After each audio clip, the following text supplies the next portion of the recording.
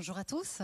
Je suis ravie donc d'être avec vous aujourd'hui pour partager en fait les clés de réussite du programme de transformation digitale d'Opel Vauxhall Finance et d'avoir avec moi Bruno Karadec et également Salwa. Donc Bruno en charge de l'ensemble des opérations retail d'Opel Bank au niveau européen et également Salwa donc en charge de la transformation digitale et de l'expérience client. Donc ces gens en photo que vous voyez, en fait, ce sont vos conseillers. Ce sont eux qui gèrent votre service client, qui commercialisent vos services et qui s'assurent au quotidien de la satisfaction de vos clients. Ce sont également eux qui subissent souvent beaucoup de pression parce qu'on leur demande, nous tous, de faire souvent plus, mieux, avec plus de qualité et toujours avec beaucoup d'empathie pour le client. Donc, ils subissent beaucoup de pression parce qu'en même temps, on leur amène avec régularité plus d'outils, plus d'instructions, plus de canaux, plus de guidelines. Donc, leur vie n'est pas facile tous les jours et pourtant, ils sont la clé de votre réussite. Donc, chez Inso, nous avons la conviction que la simplification de l'expérience du conseiller est une des clés de réussite en fait, de l'expérience client et qu'il est vraiment nécessaire de mettre tous les moyens en fait, pour pouvoir la gérer de façon optimale. Bien entendu, on doit pouvoir investir dans la digitalisation de l'expérience client, on doit pouvoir ajouter de nouveaux canaux et d'être où vos clients sont. On doit également pouvoir automatiser les conversations et automatiser les workflows. Et pourtant, tout ça sera vain si en même temps vous n'investissez pas sur l'expérience de votre conseiller. Et donc il faut pouvoir réduire l'effort, augmenter le confort et centrer les attentions de vos conseillers dans le plus important. Donc, Bruno, est-ce que tu peux nous expliquer en quoi le projet que nous avons porté avec Opel a fait la différence chez vous ? Oui, bien sûr, Anna. Donc, pour mieux appréhender déjà le projet, on va faire un petit retour en arrière et aller remonter le temps et revenir en août 2017 où le constructeur PSA rachète Opel Vauxhall à General Motors. Dans la foulée, PSA, avec le partenariat de BNP Personal Finance, fait l'acquisition de la captive financière. En novembre 2017, Opel Vauxhall Finance voit le jour. Arrivant de Banque PSA Finance, je prends la direction des opérations retail au niveau central pour superviser l'activité en Europe. L'une des premières missions que l'on va faire avec BNP Personal Finance, c'est de réaliser un audit de nos centres de relations clients dans l'ensemble de nos pays dans lesquels nous opérons. Et au bout de quelques semaines, 5 constats majeurs s'imposent à nous. Le premier constat, c'est que le canal voix est le canal prépondérant offert à nos clients pour nous contacter. Et le canal voix, comme chacun le sait, est un canal qui est très consommateur de temps et de ressources. Le deuxième constat qui est fait, c'est que bien que nous ayons des espaces personnels, ces espaces ne sont pas du tout peu ou pas utilisés du fait de manque de promotion auprès de nos clients. Le troisième constat est que nos conseillers sur les centres de relations clients n'ont pas d'outils dédiés et ils sont obligés d'utiliser notre outil back-office qui n'est pas un outil du tout approprié pour ce type de relation. Il en va de même pour nos superviseurs, pas d'outils dédiés, nos superviseurs ne peuvent pas monitorer en temps réel l'activité de nos centres de relations. Et enfin, nous ne sommes pas en mesure d'écouter la voix de notre client puisque nous ne sommes pas en mesure d'envoyer des enquêtes de satisfaction à nos clients.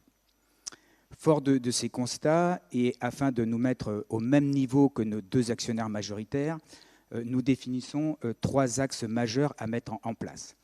Le premier axe majeur pour nous, c'était moderniser la relation client et mieux exploiter les espaces personnels via le digital, via les sites publics. La deuxième chose qu'on veut implémenter le plus rapidement possible, c'est améliorer la productivité des conseillers au travers d'un outil dédié et un outil omnicanal.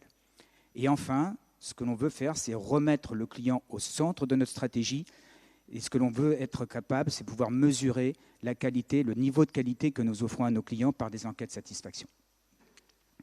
Salwa, est-ce que tu peux en quelques mots nous en dire un peu plus sur ces 3 enjeux majeurs? Avec plaisir. Donc en fait, pour mener à bien cette stratégie, nous n'avons pas pu mener tous les chantiers en même temps et nous avons procédé par étapes. Donc la première et la plus importante à notre sens à ce moment-là était de mettre à disposition de nos conseillers un outil de gestion de la relation client qui soit clé en main et efficient et qui puisse surtout s'adapter à notre organisation parce que nous n'avions pas pour ambition de la faire évoluer ni de la faire changer.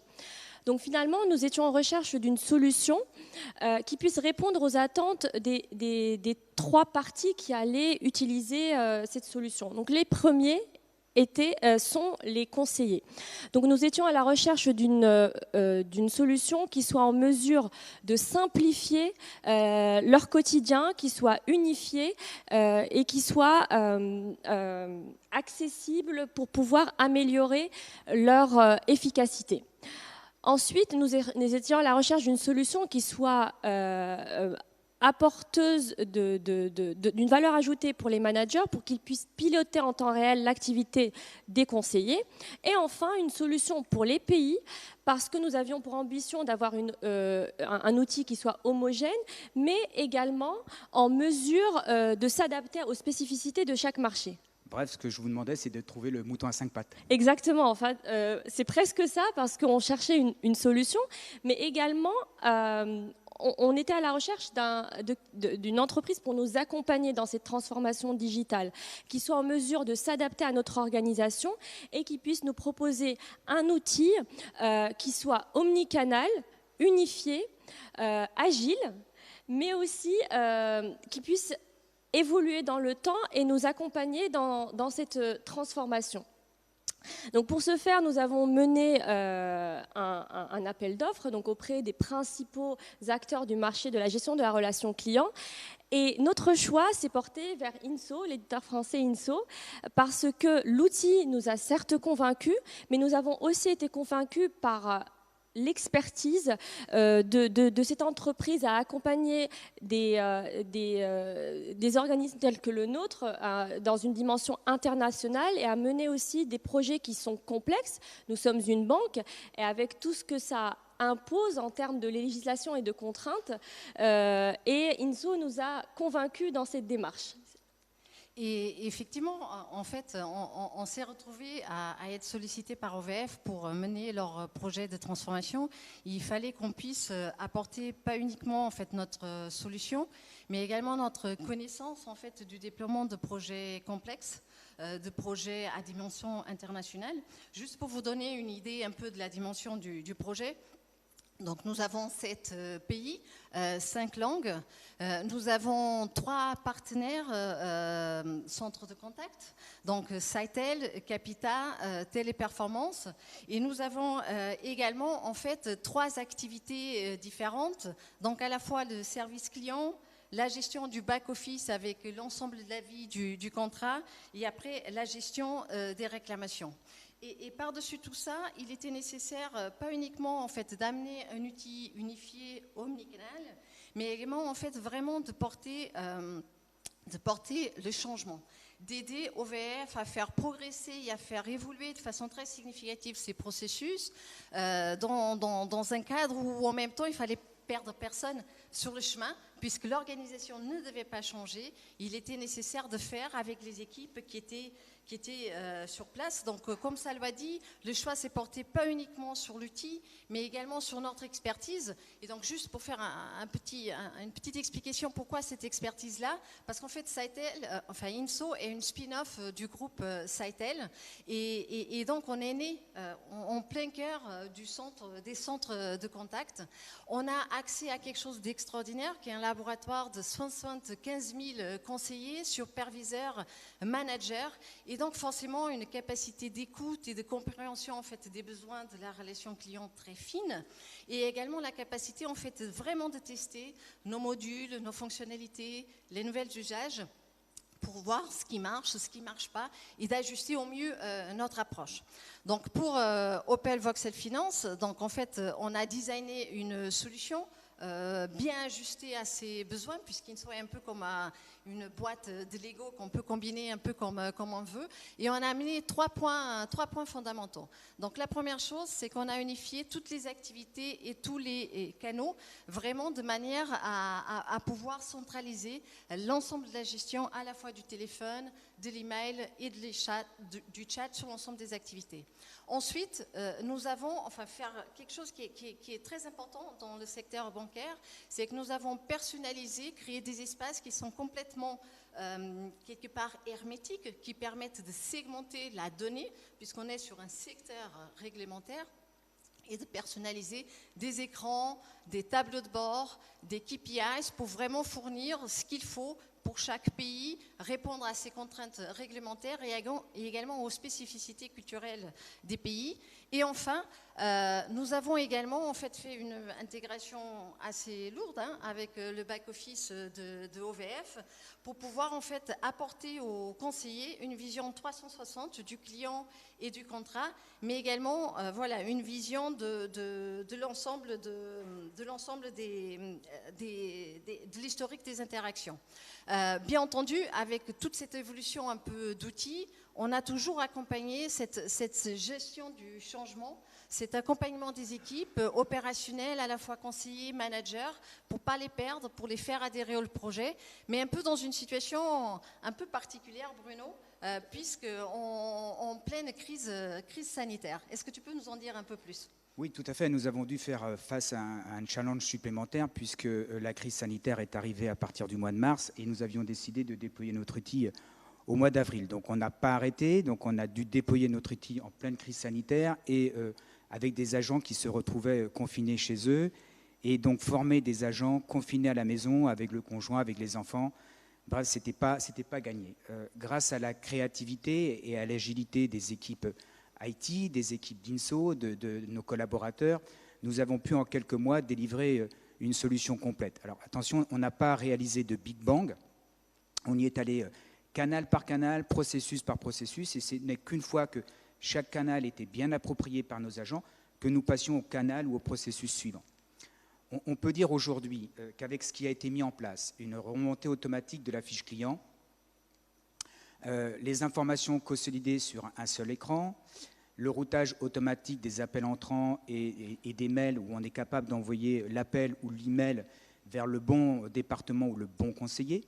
Nous avons également déployé le chat dans l'ensemble de nos pays et pour nous, le chat, c'est vraiment un grand succès à partir de nos sites publics ou même à partir de l'espace personnel. Et enfin, nous avons pu, comme le disait Salwa tout à l'heure, mettre en place des enquêtes de satisfaction client pour avoir un retour de ce que pensent les clients de nous. Donc, ayant mis tout ça en place, nous avons pu baisser, hors effet Covid, bien entendu, hors effet Covid, nous avons pu baisser de plus de 40% nos appels entrants dans l'ensemble de nos pays, ce qui est plutôt remarquable puisque le canal voix est très consommateur de ressources.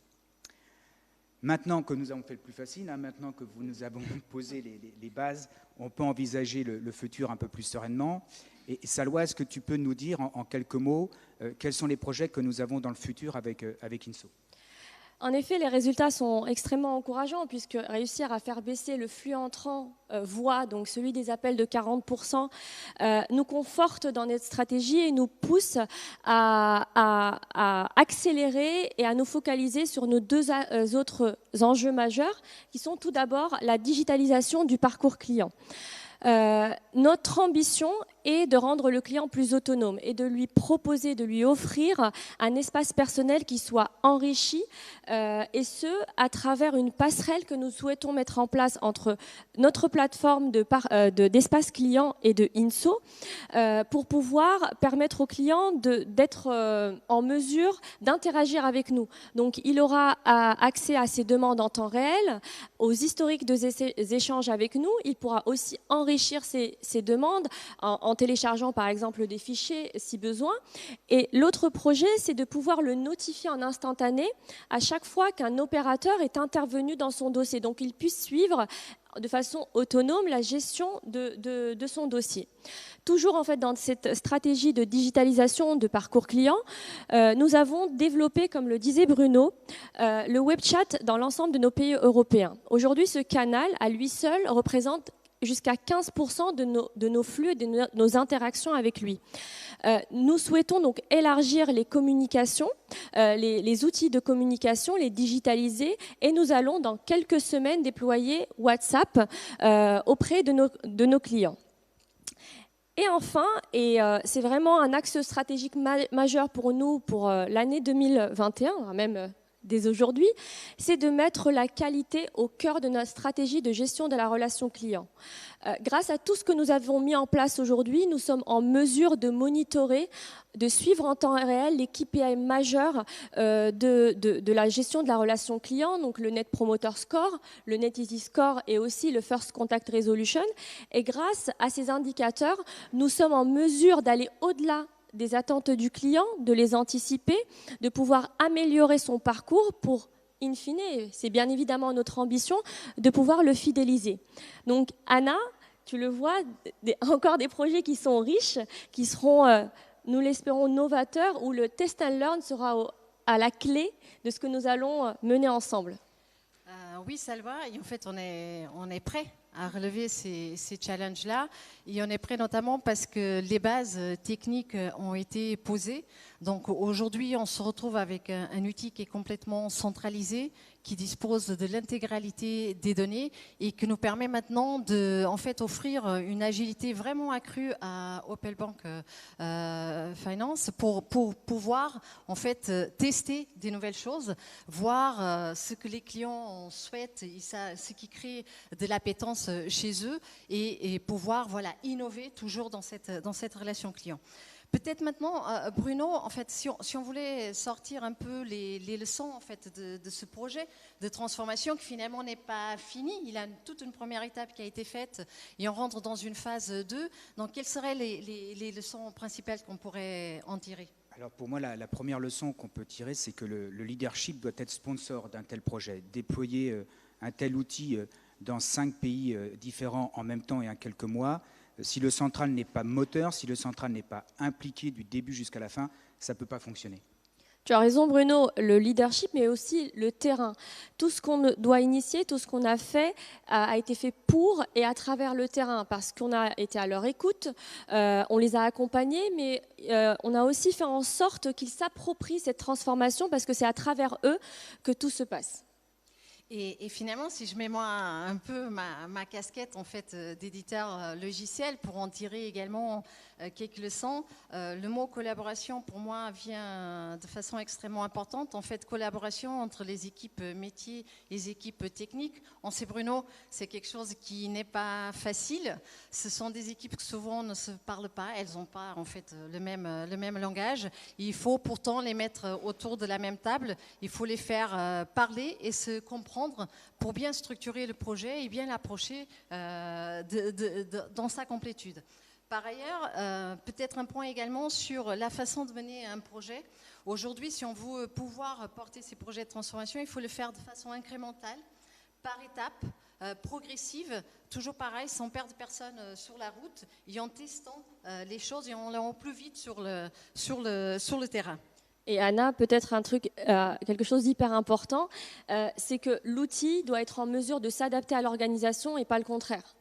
Alors là, tu prêches un convaincu, une convaincue. Et effectivement, en fait, il faut vraiment qu'on se dise qu'aujourd'hui, la technologie doit être au service de l'agilité des entreprises.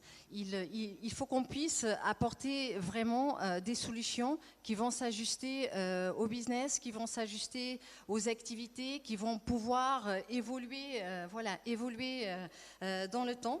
Donc, c'est quelque chose qui est possible, c'est quelque chose qui est faisable, qui est souhaitable et que nous espérons de voir de plus en plus d'entreprises en fait, approcher les projets de cette manière-là et pouvoir être accompagnés également par des éditeurs logiciels tels qu'Inso qui ont cette capacité. Merci beaucoup. Merci.